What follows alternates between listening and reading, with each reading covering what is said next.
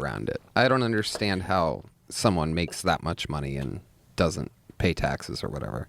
Yeah, well, I could tell you how. You run out of money. Yeah. You know, you spend so much money on things. Do you think he has a business manager? Maybe he wasn't looking out for his best interest. I mean, just, you gotta put somebody in charge of that amount of money. You would think. But I'm just saying, like, for your own mental health, it's not good for you to be engaging, like I was saying about the Carlos thing, like just engaging in conflict. It's not good. It's not good for you. It's bad for you. Yeah. Feels bad. It's not good. It's not, there's negative energy and positive energy. You should spend as much of your time possible on things that make positive energy. I know that sounds hippie, and because I'm a little bit of hippie. I got a lot of hippie in me. But that's what I believe. I believe you should spend as much of your time having fun, making people laugh, having a good time, and less about dwelling on shit. Yeah. That's why I try to maybe they get like a little juice out of it, but it's not enough because you're also opening the door. If you do become popular, you have to understand that if you've been spitting hate at people for a decade and then you become popular, boy, that hate's coming your way. Oh, yeah. It's coming your way, you know, and I mean, this is one of the things that I said after the Mencia stuff. I said, even though I think it was the right thing to do, I wouldn't do it again because it's just too much. Yeah. It's just too much. You just feel the darkness of it all. The negative. It's all negative. It's all negative. Even though it had to be done, because you've got this guy that with it. It showed me how completely absent of morals and ethics the business is.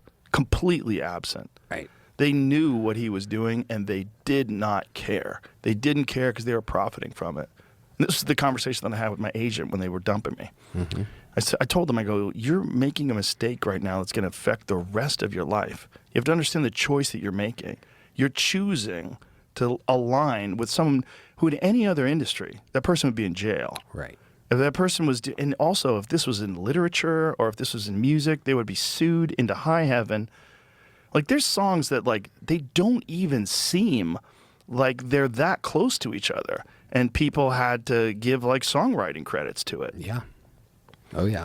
Like songs, like people get inspired by certain songs, and then they write a song that sounds close enough that there's a rhythm to it that people get upset. Well, there's only so many notes and so many chords, and there's only so many beats and so much timing. And it's often the same thing with comedy. Like there's some crossovers in a writer's room, which I've been in so many of. So many people writing on the same subject will have the same joke. It's only when it's like what Mencia was doing, word for word, long form. Well, that was a different thing. But he was a buccaneer. That was a totally different thing. But there's songs like, okay, so I was listening to this video the other day, or watching this video the other day, rather, that was comparing Radiohead's Creep to an older song. And they had to give Radiohead, rather, had to give this older song writing credits for this, which sounds so different.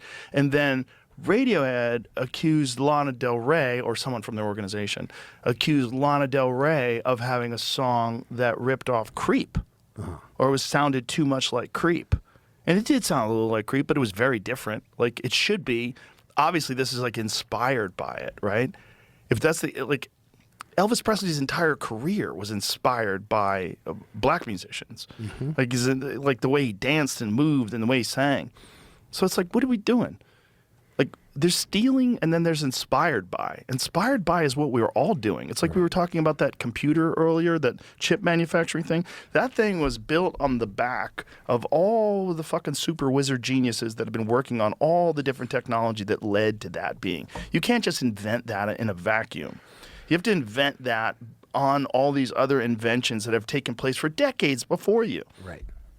This is like with music. I knew when Carlos Mencia got arrested for tax fraud and tax evasion, Joe Rogan was just going to have to say something. And of course, they talked about tax fraud and then specifically talked about Carlos Mencia and stealing jokes. I'm telling you, when the news first came down that Carlos got arrested and charged with tax fraud. Joe Rogan was doing backflips. He had to climb up on the couch. It gave him a couple of inches, but he was able to do a backflip off of it. He must have been so jubilated because he called out Carlos for stealing jokes. Now, Rogan called out a lot of people for stealing jokes.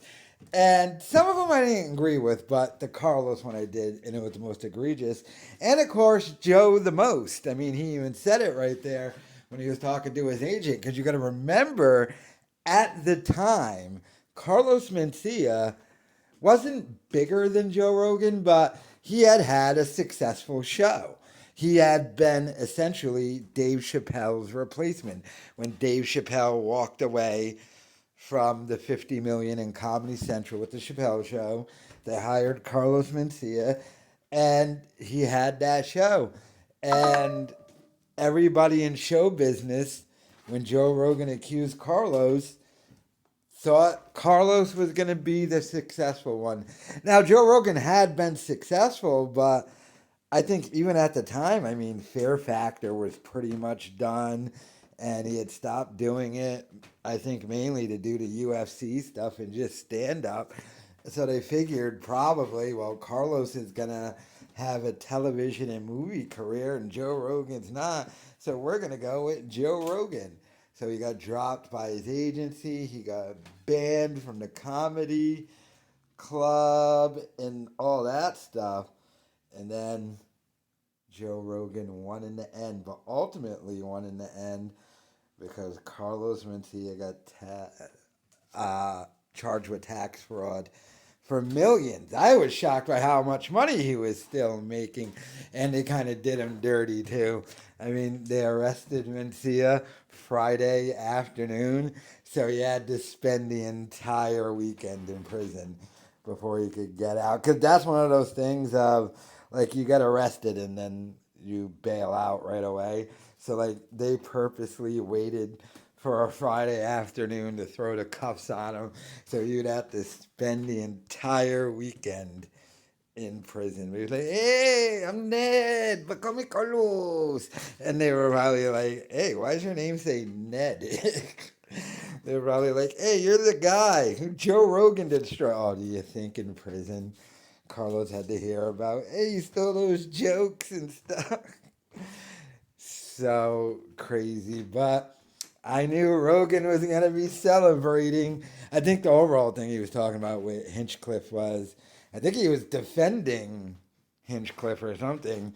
I know Hinchcliffe got accused of stealing some guy's joke, although when you actually like look into it, at least one of the guys, some black guy, it was like some benign Spirit Airlines joke that like 8 comedians are telling, and like there are people who have come forward who have been like, I heard Tony Hinchcliffe tell that joke 2 years ago. So who really knows all about that? There's a lot of parallel thinking and stuff like that. It's different from what Carlos Mencia was doing, just taking people's bits. And the most infamous one is the Bill Cosby one. But let me know your thoughts in the comments.